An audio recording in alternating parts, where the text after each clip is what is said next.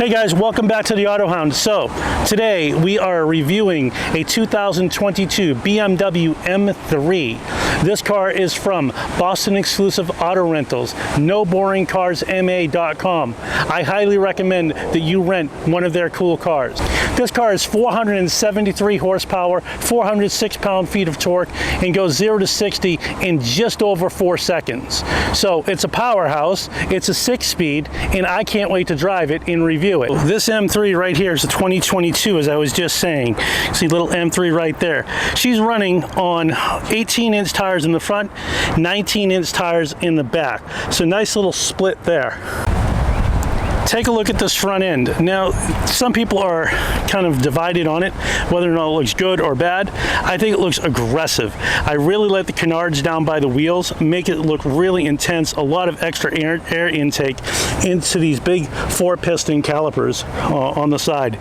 These are painted blue with the big M on the side, as you can see right there. Pretty neat. For those of you who don't know, I'll just give you a little BMW story here. The BMW logo is actually a propeller flying through the sky. The white represents the propeller and the blue represents the sky. Mirrors, because they don't actually touch the car except for where they're connected to it. Otherwise, right here, nothing. Nice. It's a nice little aerodynamic feature that's pretty cool. Also, this car has a carbon fiber roof. Look at the carbon fiber roof coming right down into the spoiler. And this massive exhaust on the back of the car. This is a second cat back delete, so it's quite loud. And we're going to listen to that right now.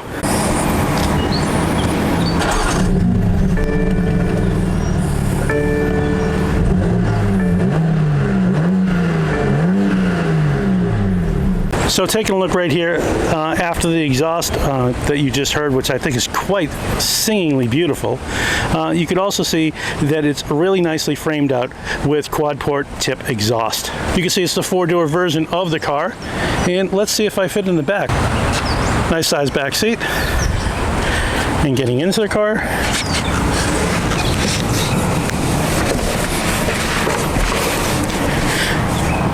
And this is me in the back. Nice and roomy. Has 2 connectors down here to connect in for your iPhone. It also has some climate control and a couple of vents, which is nice. Has a Harman Kardon speaker package on the door in the back, and of course electric windows, and a little cup holder right here. In the center, you can fit a 5th person. You get the little baby thing right down here. Pop that out, pop your baby seat in. This is a nice practical daily driving car. Love the BMW M3 logo right there. And then over here you can see the power windows and the lock for all of the windows right there. This is of course your mirror adjustment, and this has memory seating for both keys. This right here releases the trunk. And coming back, you can see it's a rather large trunk. It has an air dryer in the back to make sure that it stays nice and dry, and it also can close from right here. Backup camera is standard with this car, as most, and as you can also see, this is a 6-speed manual transmission. Before getting into the car, you can see the 14-way adjustable seats. When I was looking to open this car's hood, I originally thought that there was a catch to it. And it's interesting. What you do is you pull this one time to release it, and then pull it again to pop it. So you have to pull it 2 times. It actually says it right on the latch, and then the hood pops right up. So here's the business end of the BMW M3. Like I said, 473 horsepower, twin turbo V6. It's a beast. You see the cross bracing across it. It's really quite nice. You got some heat sinks over here. You get some heat sinks over here for the lights to keep them nice and cool. In addition to that, it's got a nice little cover on the top. Now again, we've taught the arguments about whether or not we should have covers on the top. This one, it looks just right. Looking at it, it does say 2 times for the hood. Now get into the car. Underneath here, you can see the release for the steering column goes up and down. Over here, we have your lights. So you have on, auto, and your dashboard selector.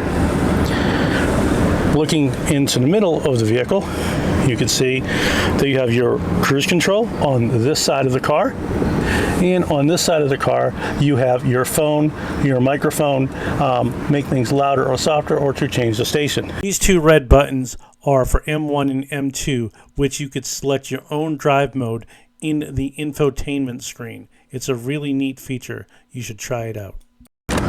Directional signals only, and on this side you have your windshield wipers. Here on the infotainment center it says pre-ventilation start now. So if you hit that button right there, it will start the pre-ventilation of the car to get it cooled down to a point when you can sit in the car and be comfortable. The AC is coming on right now.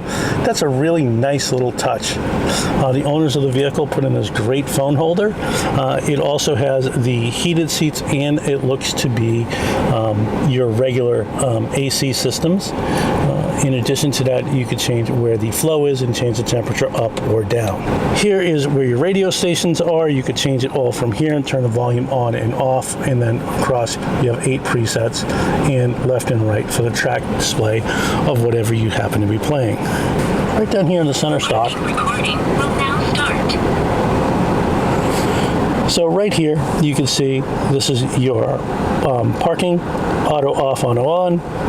This is your start button, your setup, manual mode, and the exhaust. Over here you have the dial, which gets you through the options of your infotainment center, and has all the media and the communications.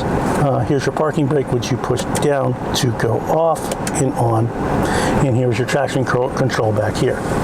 Getting in, right here we have the center console stack with some storage, and over here we have the glove box. Here is the startup feature of the car.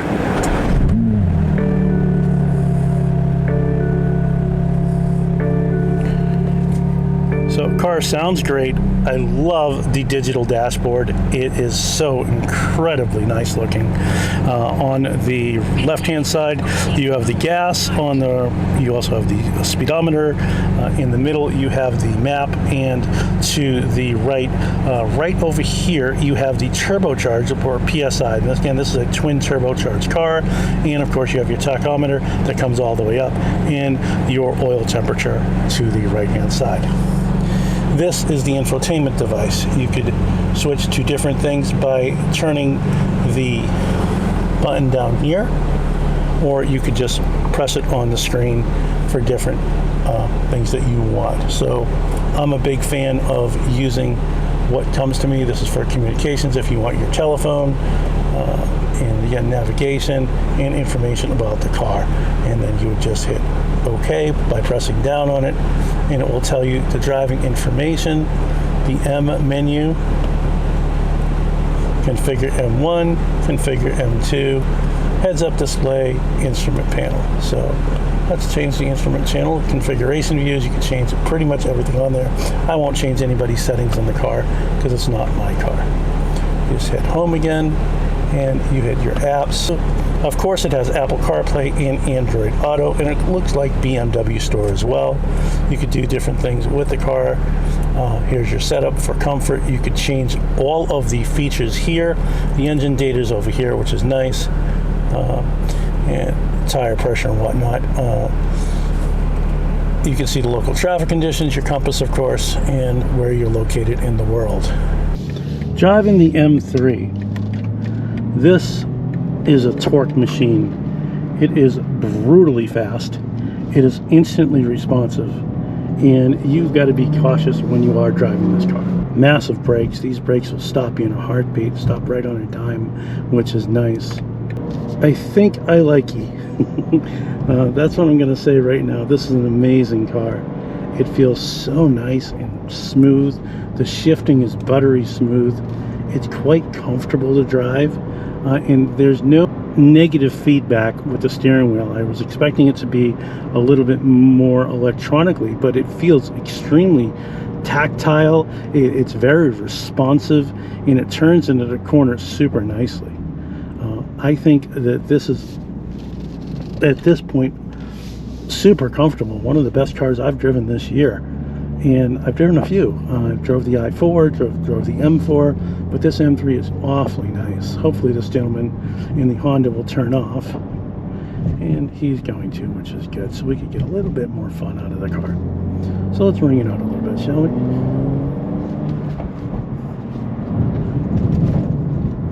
These roads are crap. So if you live in New England, you know what I'm talking about. The roads are crap. So we have to be somewhat careful, and we don't want to do anything incredibly stupid in the car and get it damaged. So zipping up here,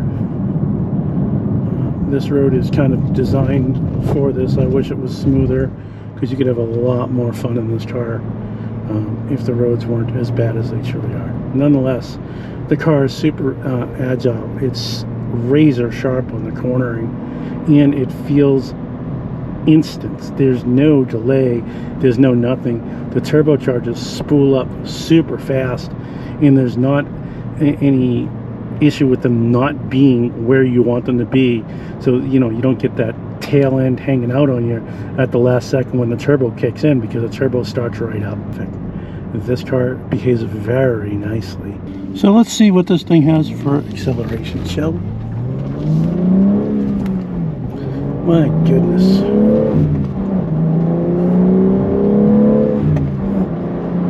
I highly recommend renting this car. This is from my friends over at Boston Exclusive Auto Rentals, or NoBoringCarsMA.com. It's a fantastic car, and I'm being pinged right now by a radar, so let's just slow down a little bit, shall we? But what a car. Just absolutely unbelievable. It's tactile, it's agile, it's so incredibly intuitive. You know what it's going to do, it knows what you're going to do.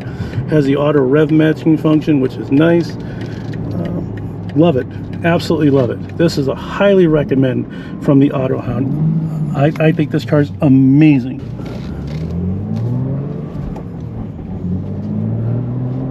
Unbelievable car. What a beautiful car.